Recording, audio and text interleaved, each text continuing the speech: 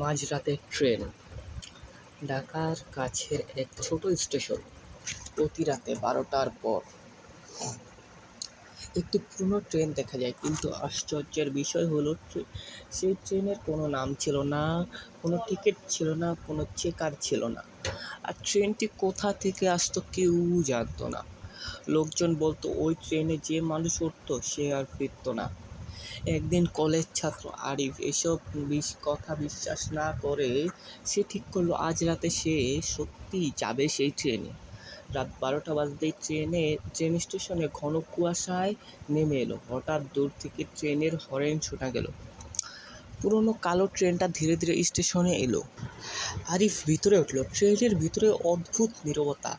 কয়েকজন যাত্রী বসে আছে, কিন্তু কেউই কথা বলছে না, সবার মাথা নিচু। হঠাৎ আরিফ খেয়াল করলো সব যাত্রীর কাপড় ভেজা, যেন তারা পানিতে ডুবে এসেছে। এক বৃদ্ধ ধীরে ধীরে পাতা তুলল আর বলল, তুমি ভুল ট্রেনে উঠেছ। আরিফ ভয় পেয়ে জিজ্ঞেস করলো, এই ট্রেন কোথায় যাবে?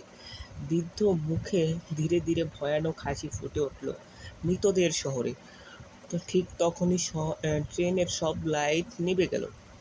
অন্ধকারের মধ্যে আরিফ শুনতে পেল ফিসফিস শব্দ, নতুন যাত্রী এসেছে। হঠাৎ লাইট জ্বলে উঠল। সে দেখল সব যাত্রীর চোখ পুরো কালো, আর তারা সবাই তার দিকে তাকিয়ে আছে।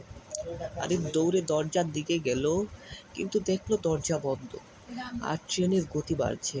জানালার বাহিরে শুধু অন্ধকার আর কবরস্থান দেখা যাচ্ছে। হঠাৎ এক মহিলা যাত্রী তার কানে ফিসফিস করে বলল, এখন আর নামার সুযোগ নেই। পরের দিন সকালে রেলওয়ের পাশে আরিফের মোবাইল পাওয়া গেল। মোবাইলে রেকর্ড ছিল শুধু, দরজা খোলো, আমাকে নামতে দাও। তারপর ভয়ানক চিৎকার। আজও মাঝরাতে সেই নামহীন ট্রেনের সাইলেন্ট শোনা যায়। আপনাদের কাছে যদি এরকম কোনো ভূতের গল্প থেকে থাকে তাহলে আমাদের মেসেজ করতে পারেন, অবশ্যই আপনাদের গল্প পড়ে শোনানো হবে।